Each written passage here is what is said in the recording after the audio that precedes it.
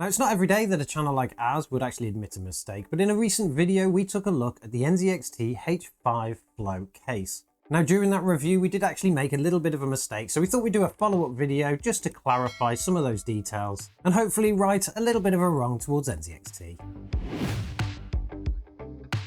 Now, this is the NZXT H5 Flow Case that we recently took a look at in a video. Now, since that video, we have put a build in it, and the build that's in here is actually our studio gaming rig, and we have installed an Intel Arc A770. Now, the reason that we've done that is because we want to see how the Intel Arc graphics card matures over time, and installing it in a bit of a daily driver will give us that opportunity. Now, during the build, we did actually confirm a few things that we got right with the case, and that covers a number of things, including the amount of space you get. Obviously, there's plenty of space in here for pretty much any kind of system you want to install.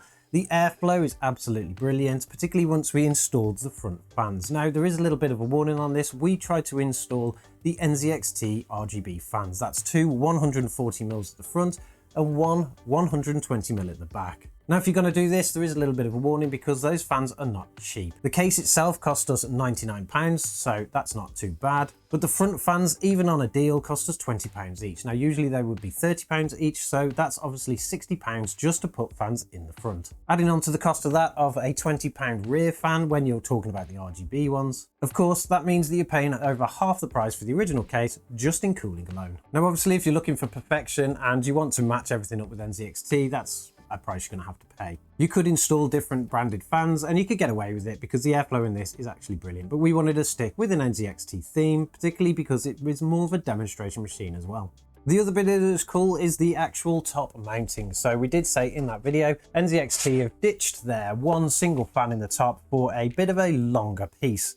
And that's allowed us to mount up a 240mm NZXT AIO in the top. And that's actually worked brilliantly for all the airflow, especially keeping this CPU cool. Now, the bit that we did get wrong actually is in the back. Now, we said when we were reviewing this case that there wasn't a place for a 3.5-inch drive, and that was actually wrong. While doing the installation of our system, we kind of found that you can actually install one, and there was a reason why we missed this in the original video. When the cases come new, you actually have the back panel removed, and there is a box attached to the back there, which actually contains all of the accessories.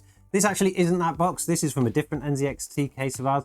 I can't actually find the box that we originally had. I'm not sure what I did with it. But anyway, it was installed here, so it actually hid the compartment where you could fit the 3.5-inch drive.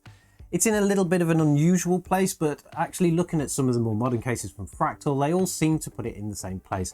What it does mean is that your hard drive will actually mount this way up, and that may be a problem for some people. I know back in the day, if you tried to change the orientation of a hard drive, particularly something that was well used, they didn't really like it. Maybe that's changed nowadays. Let me know in the comments. Is that still a problem with the old style mechanical hard drives? Is it not? I don't know. To be able to access it, what you need to do is remove this panel here. There is a simple toolless entry with a thumb screw and slide it out. And this is the panel that you actually get. Now, the panel does have a place for a 2.5-inch drive there. You can also fit another 2.5-inch drive there, but it does have these mounting holes there, and there, where you can actually attach a hard drive to the top. That's not a hard drive, that's the box, but you know what I mean. And then you can screw it in from the other side. They do provide the screws for this, so the heads will actually pretty much be hidden and flush with the metal piece, and then you can install it back into the case just like that.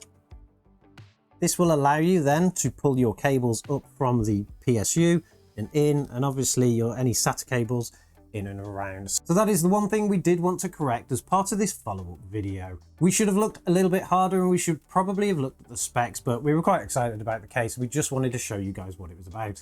Hopefully this video will do a bit of a correction so that you don't get put off buying this case, particularly if you're using a 3.5-inch mechanical drive. And hopefully this will actually make sure that we double check those things going forward. With this kind of setup, obviously you are restricted to just the one 3.5-inch drive, and also one 2.5-inch drive if you have the 3.5 installed. If you don't have the 3.5 installed, you can get away with adding two 2.5-inch drives, and it's all because there isn't any space under the bottom here because of that extra GPU cooling fan. Now, we are yet to see if that actual GPU cooling fan does anything for our graphics cards. So far, the graphics cards, and particularly the Intel Arc A770, is a pretty cool graphics card anyway. It doesn't really take that much to cool it down, so we're not 100% sure if it's actually doing anything at all. We have left the original fan installed in. We haven't actually changed that one because they're pretty decent, and they're pretty decent fans from NZXT themselves. And I suppose we'll only see over time how that goes. So that is it for our follow-up video on the NZXT H5 Flow Case. Don't forget to subscribe to the channel if you like this kind of content, and particularly make sure you comment if you see us make a mistake in the future. Drop this video a like so we know to do more, and we'll catch you in the next one.